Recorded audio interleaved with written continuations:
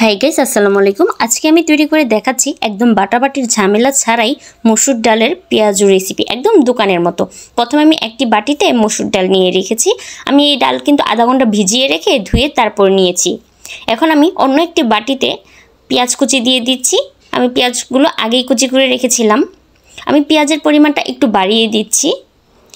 পেঁয়াজুতে পেঁয়াজের পরিমাণটা বাড়িয়ে দিলে খেতে খুব ভালো লাগে।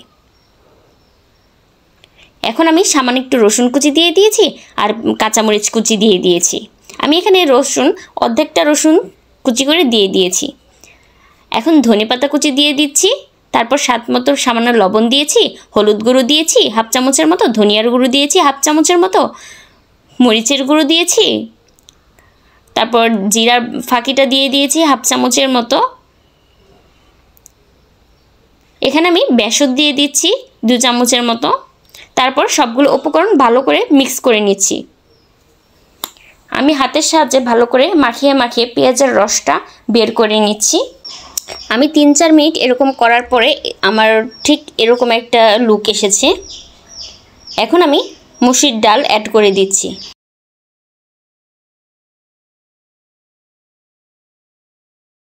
মসুর ডালের সাথেও আমি ভালো করে মিক্স করে নিচ্ছি।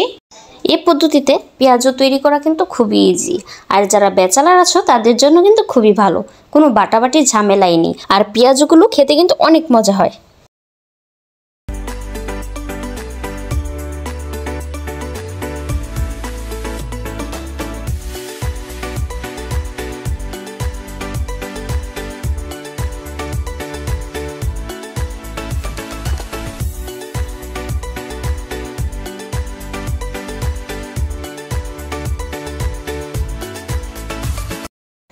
আমার মাখা শেষ।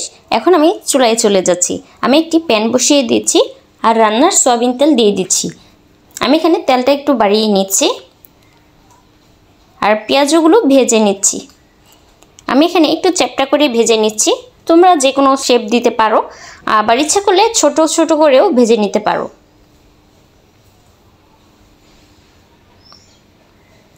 এক পাশ হয়ে গেলে আমি আরেক পাশ উল্টে দিচ্ছি। কিছুক্ষণ পর পর উল্টে পাল্টে আমি একটু ব্রাউন কালার করে ভেজে নেব। আর এতক্ষণ যারা আমার ভিডিওটি দেখছো, যদি ভিডিওটি ভালো লেগে থাকে তাহলে অবশ্যই লাইক এবং সাবস্ক্রাইব করে দিবে। আমি সবসময় চেষ্টা করব আমার চ্যানেলে সহজ সহজ রেসিপি নিয়ে আসতে।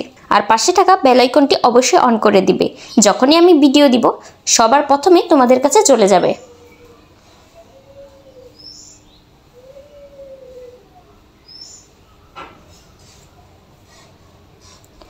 আর ভিডিওটি যারা দেখছো অবশ্যই একটি করে লাইক দিয়ে যাবে।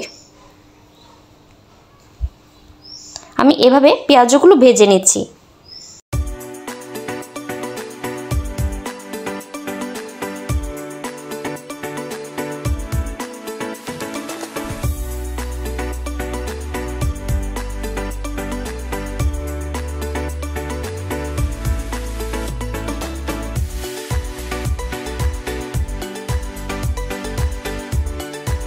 আমার পেঁয়াজগুলো হয়ে গেছে, দেখো দেখেই বোঝা যাচ্ছে কালার চেঞ্জ হয়ে গিয়েছে। আমি আর ভাজবো না, আমি সবগুলো পেঁয়াজও তুলে নিচ্ছি আর দ্বিতীয় ব্যাচ এভাবে ভেজে নিচ্ছি।